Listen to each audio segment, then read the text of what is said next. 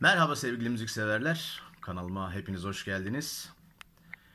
Bugün size yaptığım bestenin son klibini, son videosunu çekeceğim. Son videosunda biliyorsunuz işin klibi, klip kısmıyla bahsedeceğim size. Klibi kim yaptı, nasıl yaptı, hangi tekniklerle yaptı, biraz onlardan bahsedeceğim. Klibi benim bundan 4 ay önce tanıştığım ve çok sevdiğim bir arkadaşım. Kendisi sosyal medyacı, işin bu kısmıyla yazılımcı, işin tekniğini bilen ve ilk defa yapay zeka ile beni buluşturan gerçekten çok beklemediğim bir performansla çok güzel bir klip çekti, yaptı. Geri dönüşümleri çok güzel aldık. Yani birçok arkadaş işin yapay zeka ile yapılmadığından yani bunu anlamadıklarından bahsettiler. Bu bir kere beni çok mutlu eden bir şey.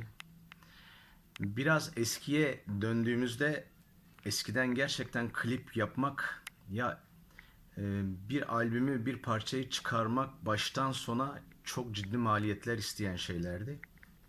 Bugün öyle bir döneme geldik ki bu maliyetlerin birçoğunu indirebiliyoruz. Evlerimizde stüdyolar kurabiliyoruz. Kendimiz işimizi yapabiliyoruz. İşte bu kısmıyla işin yapay zekaya kadar gelmesi ve bu olanaklardan yararlanmak çok büyük avantaj bence artık. Yapay zekada da bu konuda çok ciddi işini böyle eleyip sık dokuyan bir insanla çalıştım. Bu kadar beklemiyordum dememin sebebi bu. Çünkü bunu yapan arkadaşlardan hep şeyi duyuyordum. Yani bu olmuyor. Yani şey gibi istediğimiz gibi olmuyor. İşte çok da şey değil. Verim alamıyoruz. Nano'yu klibi bitirmesini beklerken biraz bu ön yargıyla ben de bekledim. Bittikten sonra şok oldum. Gerçekten çok mükemmel bir iş çıkarmıştı. Zaten kendisi böyle bu konularda işini çok ciddiye alan, her konuda tanıştığımızdan beri gördüğüm şey, önüne çay koyuyoruz. Çay defalarca kere soğuyor ve o işten kendini alamayıp o kadar titizlikle işini yapan bir arkadaşım. Buradan onun emeklerine Ee, çok teşekkür ediyorum bu emekleri için. Çok müthiş bir insan gerçekten. Bu kısmının ben teknik boyutunu anlatmayacağım ama size bununla ilgili birkaç şey anlatmak istiyorum. Birkaç anımı yaşadığımız diyalogları anlatmak istiyorum. Biliyorsunuz beste Kürtçeydi. Onun hikayesini önceki videolarda anlattım. Bunun Türkçesini yazıp Nano'ya gönderdiğimde bir hikaye kurgulamıştı kafasında.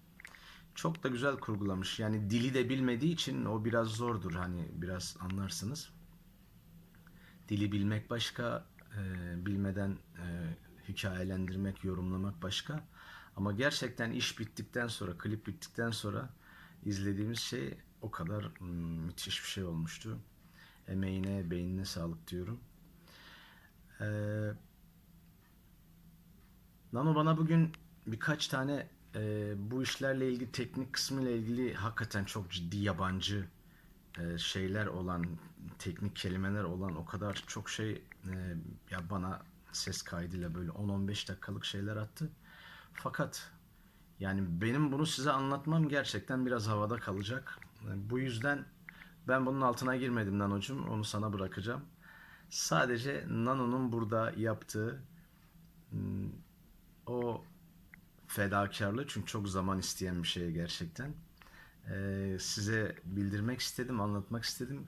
İşin teknik boyutuyla bir başka bir çalışmamızda Nano ile beraber bunu size anlatacağız. Şimdilik hoşça kalın diyorum size. Bir dahaki parçamızda görüşmek üzere ve video kliplerimizde görüşmek üzere. Kendinize iyi bakın, hoşça kalın, iyi güzel anlar biriktirin.